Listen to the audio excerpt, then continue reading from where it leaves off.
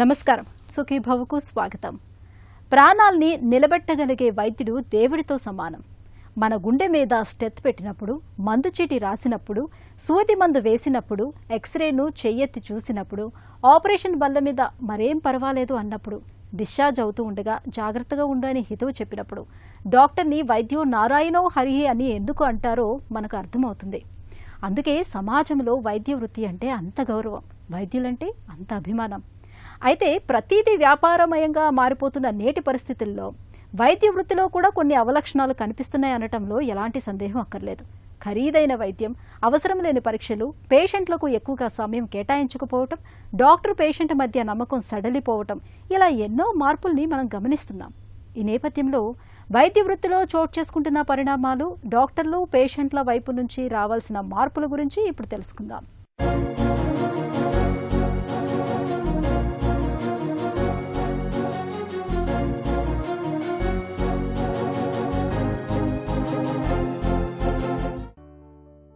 Science and art ఒకటి ప్రకృతిలోని రహస్యాలను శోధిస్తే, అలా శోధించి సాధించిన సత్యాలకు మానవాళి ముంగిట కళాత్మకంగా ఆవిష్కరిస్తుంది రెండవది.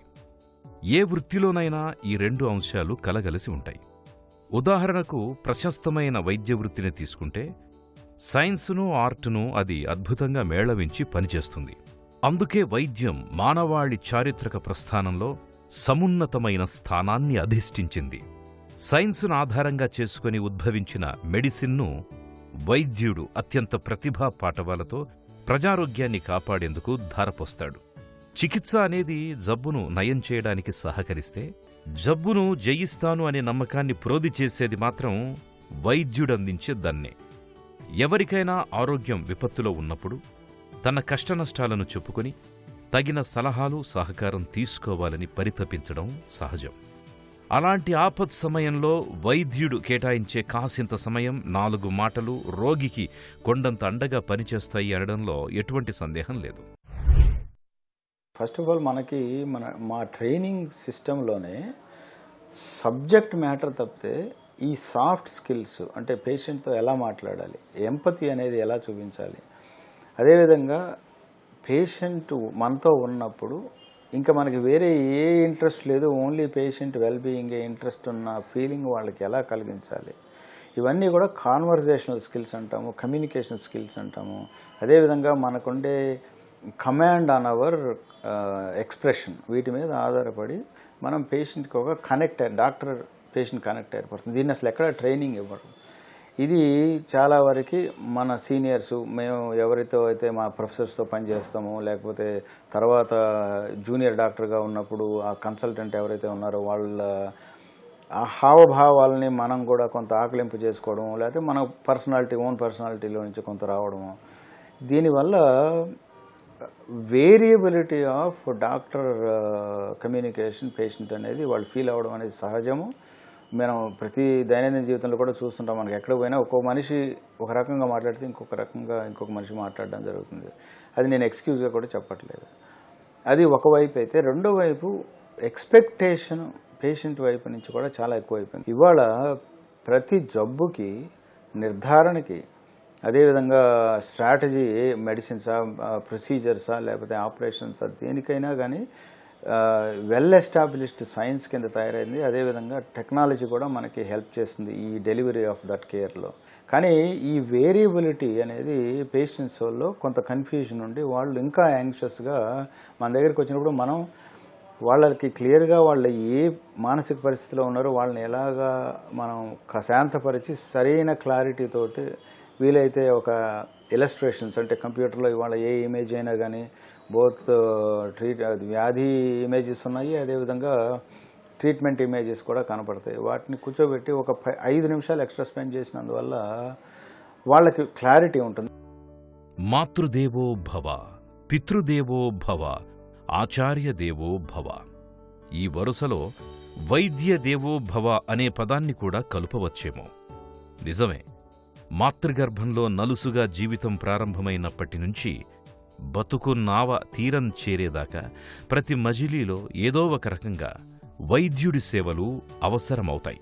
అందుకే వైద్యో నారాయణో హరిహి అన్నారేమో మన పూర్వీకులు. వైద్యుడు ప్రత్యక్ష దైవంతో సమానమని అనుకోవడం అతిశయోక్తి కాదు. చంద్రునికో నూలుపోగులా ఇటీవలి కాలంలో వైద్య రంగంలో ప్రవేశించిన వ్యాపార ధోరణి జనావళికి ఇదివరకు వైద్యులపై ఉండే గౌరవం, నమ్మకాల్ని కాస్తో కూస్తో దెబ్బతీస్తుందనే చెప్పాలి. డాక్టర్, రోగి మధ్య ఉండే పవిత్రమైన సంబంధాల్లోకి ఇటీవలి కాలంలో స్వప్రయోజనాలను ఆశించే రాజకీయ నాయకులు చొరబడడం ఏమాత్రం స్వాగతించదగ్గ విషయం కాదు. పాత రోజుల్లో ఏంటంటే లిమిటెడ్ రిసోర్సెస్ తోటి మనం వైద్యం చేయగలిగేవాళ్ళం. అందువల్ల ఏం చేసినా కానీ ప్రజల్లో వీళ్ళు ఒక చాలా గొప్ప మనుషులు, డాక్టర్లే దేవుళ్ళు అనే ఒక రకమైన ఫీలింగ్ ఉండేది. ఇవాళ ఒక కారణం ఏంటంటే lot of knowledge is in public domain. చాలామందికి ఎక్స్పీరియన్స్ కూడా హాస్పిటల్కి వచ్చే ఎక్స్పీరియన్స్లు ఉంటాయి. అందువల్ల ఒక పర్సనల్ డాక్టరు ఆ సాఫ్ట్ స్కిల్స్, వాళ్ళని ఎంపతి తోటి ఒక మంచిగా ఒక 5 నిమిషాలు సరైన వాయిస్ తోటి వాళ్ళకి స్పెండ్ చేయలేకపోతే బయటకు వెళ్ళినప్పుడు వాళ్ళు అన్హ్యాపీగా ఫీల్ అవుతారు. దేవుడు కాదు, ఇల్లేంటి ఇలా ఉన్నారు, కమర్షియల్గా ఉన్నారు అనే ఫీలింగ్ వస్తుంది. అదేవిధంగా హాస్పిటల్ బిల్స్ సెటిల్ చేసేటప్పుడు 100 రకాల కాస్ట్ ఇన్వాల్వ్ అవుతాయి. అందులో కనీసం ఒక 10-12 డిఫరెంట్ డిసిప్లిన్స్ సర్వీసెస్ ఇవ్వాల్సిన అవసరం ఏర్పడుతుంది. ఒక హౌస్ కీపింగ్, ఒక సెక్యూరిటీ, ఒక నర్సు, ఒక ఆయమ్మ, లేకపోతే ఒక మెయింటెనెన్స్ వాళ్ళు, కనపడని సర్వీసెస్ కూడా దానిలో ఉంటాయి. They are all cost. Hospitals, other industries, especially software industry లాగా, బయోటెక్నాలజీ ఇండస్ట్రీ లాగా సబ్సిడీస్ అసలు గవర్నమెంట్ నుంచి ఎక్కడ హాస్పిటల్ సర్వీసెస్కి లేవు. సో అవి ఇంకొక కారణం. సో ఈ కాస్ట్ వచ్చేటప్పటికి వాళ్ళకి చాలా ఎక్కువగా కనపడి ఇదేంటిది మేము ఏదో అనుకొని వస్తే ఏదో అయిందనే ఆ మిస్అండర్స్టాండింగ్తో కూడా కమర్షియల్ అయిపోయారు. ఇంతకుముందు దేవుళ్ళు అనేవాళ్ళు అలా ఉండేది. ఇంతకుముందు ఒక నర్సింగ్ హోమ్కి పోతే అన్నీ అక్కడే జరిగాయి. ఇప్పుడు అలా జరగట్లేదు. స్పెషాలిటీస్ బాగా ఎలివేట్ అయిపోయి సబ్ స్పెషలైజేషన్, ఒక హార్ట్ సర్జరీలోనే ఇప్పుడు 5 రకాల స్పెషలిస్టులు ఉంటారు. పిల్లలు అనేవాళ్ళు, వాల్వ్స్ అనేవాళ్ళు, బైపాస్ అనేవాళ్ళు, హార్ట్ ఫెయిల్యూర్ అనేవాళ్ళు, ఇలా రకరకాల జబ్బులకి విదిన్ ఒక సిస్టంలోనే 4-5 స్పెషలిస్టులు ఉంటారు. వీటన్నిటి వల్ల ఏ ఒక్కళ్ళు సరైన రెస్పాన్స్ ఇవ్వకపోయినా కానీ ఆ concept of God like status కింద పడిపోవడం అనేది సహజమే. అందువల్ల నా ఉద్దేశంలో సొసైటీలో కూడా ఈ డాక్టర్లు దేవుళ్ళు అనే కాన్సెప్ట్ పోవాల్సిన అవసరం ఉంది. వాళ్ళు అన్ని రకాల స్కిల్డ్ ప్రొఫెషనల్స్, నాలెడ్జ్ ప్రొఫెషనల్స్ మనకి ఆరోగ్యాన్ని రెస్టోర్ చేసే వన్ ఆఫ్ ద సర్వీసెస్ అన్న భావంతో వస్తే ఫస్ట్ ఆఫ్ ఆల్ మన ఎక్స్పెక్టేషన్స్ కూడా కొంత లోగా ఉంటాయి. దానికి ఈక్వల్గా సర్వీసెస్ రెండర్ చేసినట్టయితే there won't be any gap. మనలో కొందరు నాస్తికులు ఉండొచ్చు. జీవితంలో ఒక్కసారి కూడా గుడి, మసీదు, చర్చిలకు వెళ్లకపోయి ఉండొచ్చు. కానీ ఆ నాస్తికులు కూడా ఏదో ఒక సందర్భంలో హాస్పిటల్ మెట్లు ఎక్కకుండా జీవితాన్ని దాటలేరు. అందుకే వైద్యుడు లేని చోటున చప్పున వదిలిపెట్టాలని శతకకారుడు చెప్పాడు. డాక్టర్ లేని చోటు అంటువ్యాధులకు, వ్యాధి కారకాలకు నిలయం లాంటిది.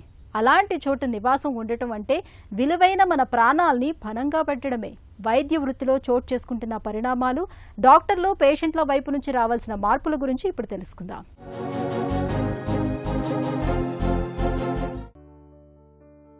మార్పు కాలగమనంలో ఇది అనివార్యం. ఒకప్పుడు డాక్టర్ కేవలం రోగి నాడి చూసి జబ్బేంటో గ్రహించేవాడు.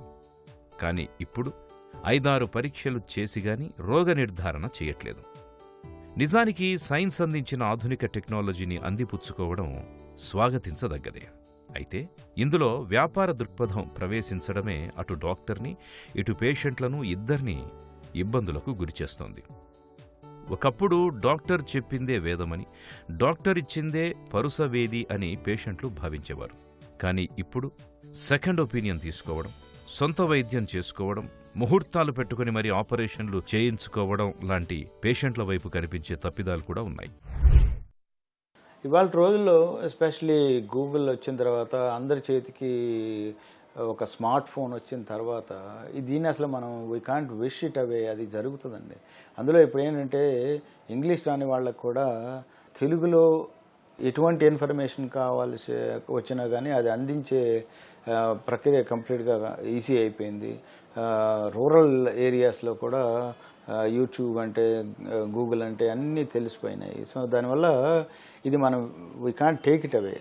ఇంకా వరుస అయ్యే పరిస్థితి ఏంటంటే ఏఐ ఆర్టిఫిషియల్ ఇంటెలిజెన్స్ ద్వారా ఇంకా ఎక్కువ ఇన్ఫర్మేషన్ పేషెంట్ అసలు హాస్పిటల్కి వచ్చే ముందే చాలా ఇన్ఫర్మేషన్ తోటి వస్తారు.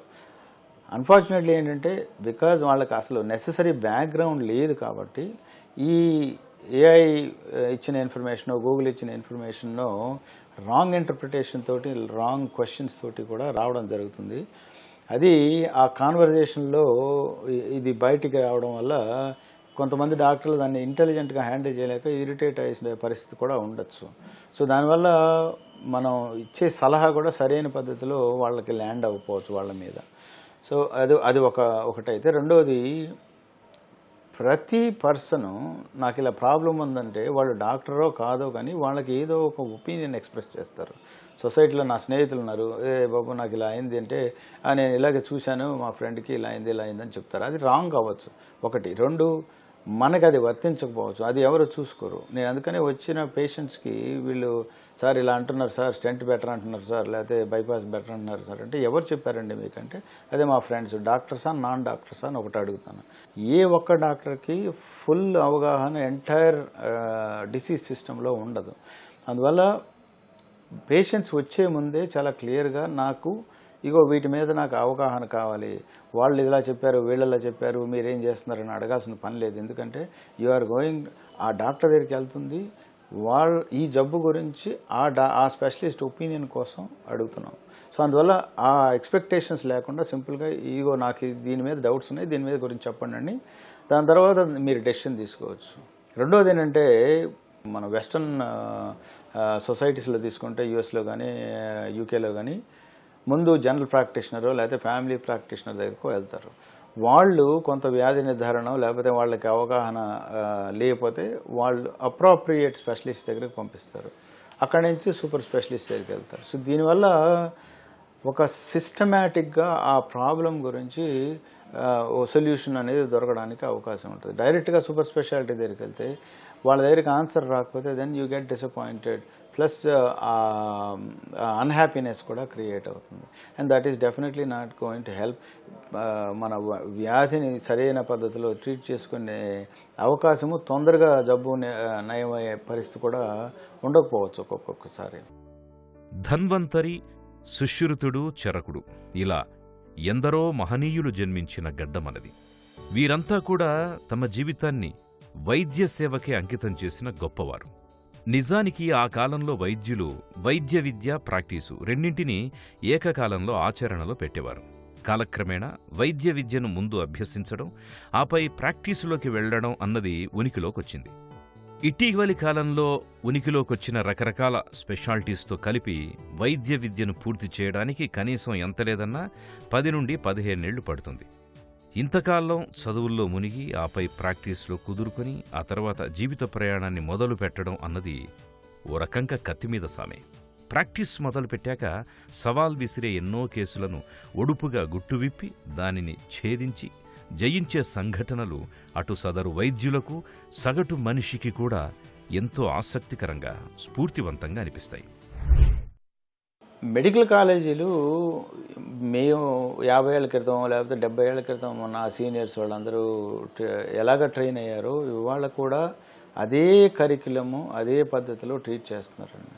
కాకపోతే సబ్జెక్ట్ మ్యాటర్ ఎక్స్పాండ్ అయింది, గైడ్స్ అనేవి వచ్చినాయి, ఈజీగా ఎలా పాస్ అవ్వాలో వచ్చింది, అవన్నీ ఉన్నాయి. కానీ కరిక్యులం అయితే మేజర్గా ఇన్ ఎనీ వే మారలేదు. ఆ ఎనాటమీ, ఫిజియాలజీ, అదేవిధంగా సర్జరీ, గైనకాలజీ, మెడిసిన్ ఇలాగే ఎంబీబీఎస్ అయిపోయి బయటకు వస్తున్నారు.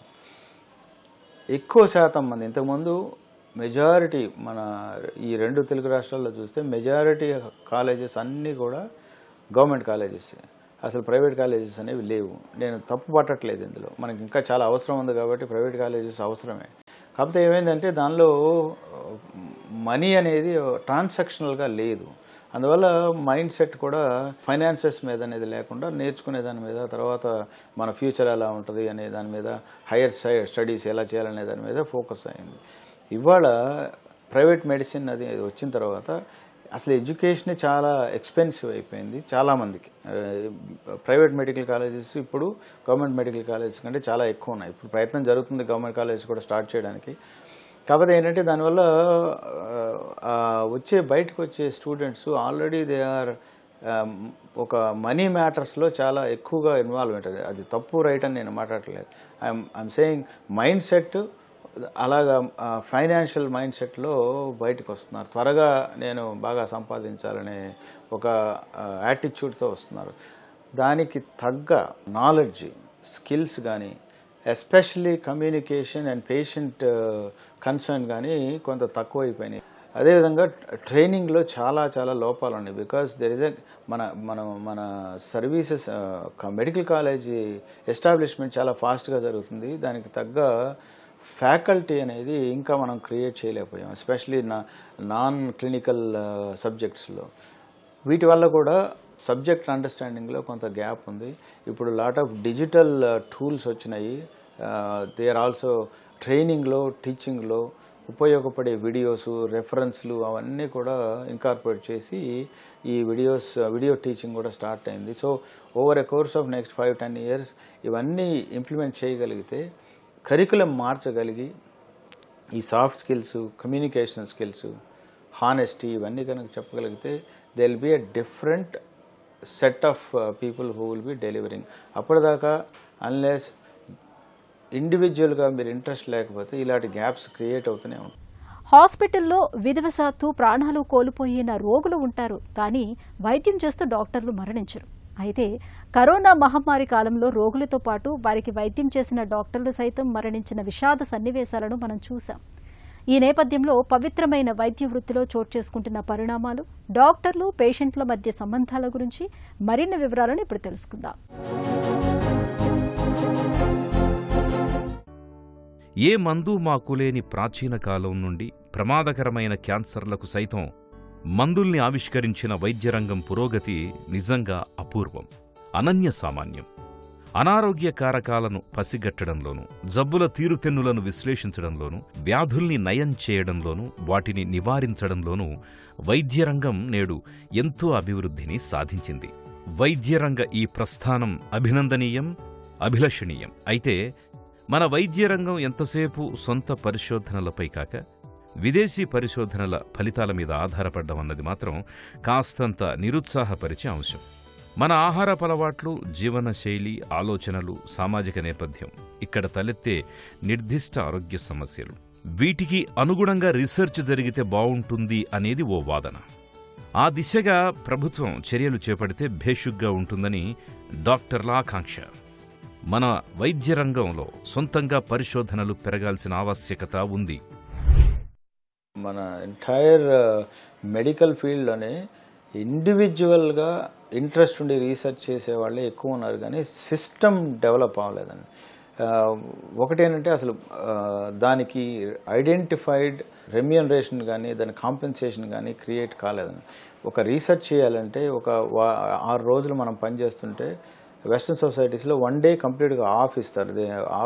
ఆఫీస్కి వచ్చినా కానీ వాళ్ళు అసలు పేషెంట్ని చూడరు, అదేవిధంగా లేకపోతే ఆపరేషన్ థియేటర్కి వెళ్ళదు, లేకపోతే రౌండ్స్ చేయదు. ఒక ½ a day 1 day ఫుల్గా ఐడెంటిఫైడ్ టైమ్ ఫర్ రీసెర్చ్ అని పెడతారు. అదేవిధంగా దానికి ఎండ్ ఆఫ్ ది ఇయర్లో ఆడిట్ చేసి దాని మీద ఇన్సెంటివైజేషన్ ఉంటుంది. లేకపోతే ఇన్సెంటివైజేషన్ అంటే మనీయే కాదు, రికగ్నిషను, పబ్లికేషన్స్లో ఇంటర్నేషనల్ కాన్ఫరెన్స్కి వెళ్ళి పబ్లిష్ చేయడానికి, ప్రజెంట్ చేయడానికి సపోర్ట్, ఇలాంటివన్నీ కూడా ఇన్సెంటివైజేషన్లే. అవి చేయడానికి మనకు అసలు ఫండమెంటల్గా ఫైనాన్షియల్ మోడల్సే హాస్పిటల్స్లో అవి క్రియేట్ చేయబడలేదు. మేము మా కార్డియాక్ సర్జరీలో ఇప్పటికి 125-130 పేపర్స్ పబ్లిష్ చేసాం. దట్స్ బికాజ్ నా కొలీగ్ డాక్టర్ లోకేష్ రావు ఎక్స్క్లూజివ్గా రీసెర్చ్లో ఇంట్రెస్ట్ ఉండబట్టి మేము రీసెర్చ్ గురించి ఆలోచించి మన ఎక్స్పీరియన్స్ ద్వారా మనం ఏమి నేర్చుకుంటున్నాం, ఇది మన భావితరాలకు ఎలాగ మేము పాస్ ఆన్ చేయగలం, ప్రభావితం చేయగలం అనే ఒక ఆరాటం ఉంది కాబట్టి చేయగలిగాం. కానీ దీన్ని సిస్టమేటిక్గా నెక్స్ట్ జనరేషన్లో ఇది ఎలాగ వాళ్ళని ఎంకరేజ్ చేయగలగాలి, వాళ్ళలో ఎలాగ ఎంతూజియాజం క్రియేట్ చేయాలి రీసెర్చ్ అనే దాని మీద అనేది ఒక సిస్టంలోనే రావాలి. అది కూడా అగైన్ మెడికల్ ట్రైనింగ్లోనే రీసెర్చ్ మెథడాలజీ స్టాటిస్టిక్స్ అనేది ఒక కోర్స్ కింద పెట్టాలి. ఇవాళ మన దేశంలో huge amount of original work జరుగుతుంది, కానీ బయట ప్రపంచంలో దీనికి రికగ్నిషన్ చాలా తక్కువ ఉంది. అది ఓన్లీ వన్ రీజన్ ఈజ్ మన publications compare to western publications చాలా తక్కువ. వెస్ట్రనే కాదు, ఈవెన్ కంపేర్ టు చైనా కానీ లేకపోతే సౌత్ కొరియా కానీ వాటితో కంపేర్ చేసుకుంటే చాలా తక్కువ ఉన్నాయి. మనం net user of research but net contributor of research, అది మారాల్సిన అవసరం ఉంది. డెఫినెట్గా ఇంకొక జనరేషన్లో ఈ ఫైనాన్షియల్ మోడల్స్ క్రియేట్ చేయగలిగితే విదిన్ హాస్పిటల్స్ ప్రైవేట్లో కానీ గవర్నమెంట్లో కానీ అకౌంటబిలిటీ చేయగలిగితే డెఫినెట్గా ఒరిజినల్ రీసెర్చ్ చాలా ఎక్కువైపోతుంది. L V Prasad is a great model where ఇది నేను చెప్పినట్టుగా ఐడెంటిఫైడ్ టైం రీసెర్చ్కి ఇచ్చి they publish at least 200 papers every year. L V ప్రసాద్కి వరల్డ్ ఓవర్ చాలా మంచి పేరు ఉంది. అది majority of it is because of research and quality work they do. వైద్యం అనేది అత్యంత సేవా తత్పరత కలగలిసిన వృత్తి. వైద్యుడు ప్రజారోగ్య నౌకకు చుక్కాని లాంటివాడు. డాక్టర్ పేషెంట్ల మధ్య సత్సంబంధాలు ఉండడం అన్నది ఏ వ్యవస్థకైనా ఆయువు పట్టు లాంటిది. దీనికోసం డాక్టర్లు కృషి చెయ్యాలి, పేషెంట్లు అందుకు సహకరించాలి. అలాగే ప్రభుత్వాలు కూడా ప్రజలకు మౌలిక సదుపాయాలు కల్పించడంతో పాటుగా డాక్టర్ పేషెంట్ల మధ్య దృఢమైన నమ్మకమైన వారధిని నిర్మించడానికి తగిన చర్యలు తీసుకోవాలి. అప్పుడే డాక్టర్స్ డేకి నిజమైన సార్థకత. డాక్టర్లు దేవుళ్ళు కాకపోవచ్చు, కానీ కళ్ల ముందు కనిపించే ప్రత్యక్ష దైవాలుగా చెప్పుకోవచ్చు. అయితే వైద్యం ఖరీదు కావడం పట్ల, డాక్టర్ అందరాని వాడు కావడం పట్ల ఎవరికైనా అభ్యంతరం ఉండటం సహజమే. కానీ ప్రతి మంచి వైద్యుడు తన అంతరాత్మ ఎదుట రోగి పక్షాన్నే ఉంటాడు. అలాంటి ప్రతి వైద్యునికి కృతజ్ఞతను మనం తప్పకుండా తెలుపుకోవాలి.